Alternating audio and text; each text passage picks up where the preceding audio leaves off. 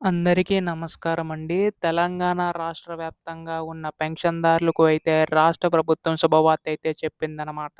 So, మనకి ఈ యొక్క చేయూత పెన్షన్ సంబంధించి పంపిణీ అయితే చేయబోతుందండి. అయితే ఈ యొక్క పెన్షన్ ఎప్పుడు పంపిణీ చేస్తారని దానిపై చాలామందికి సందేశం అయితే ఉందనమాట.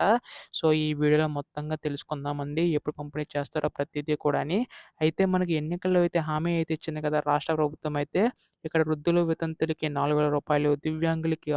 6,000 చొప్పున అయితే అందించబోతుందండి. అయితే దీనికి సంబంధించి కానీ నిధులు ఎప్పుడు విడుదల చేస్తారని చెప్పి చాలామంది అడుగుతున్నారు. ఈ వీడియోలో మొత్తంగా తెలుసుకుందామండి. ఎప్పుడు విడుదల చేస్తారో ప్రతిదీ కూడాని.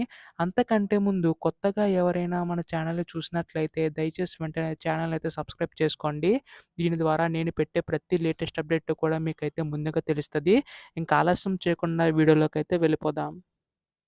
సో, ముందుగా ఇక్కడ చూసుకున్నట్లయితే ఎన్నికల్లో అయితే హామీ అయితే ఇచ్చింది కదా! రాష్ట్ర ప్రభుత్వం అయితే.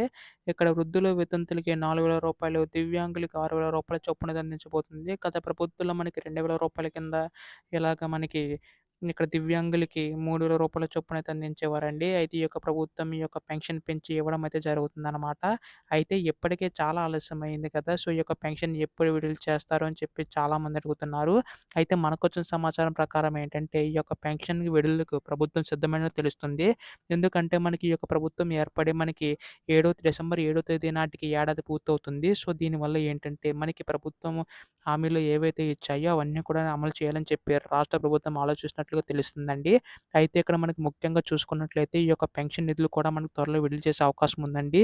దీనికి సంబంధించి కూడా ప్రభుత్వం నిర్ణయం తీసుకోబోతుంది.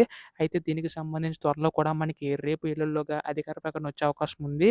సో, దీనికి సంబంధించి కూడా 22,000 ఏటా అవసరమయ్యే అవకాశం ఉందని చెప్పి రాష్ట్ర ప్రభుత్వం అంచనా వేస్తున్నట్టుగా తెలుస్తుంది.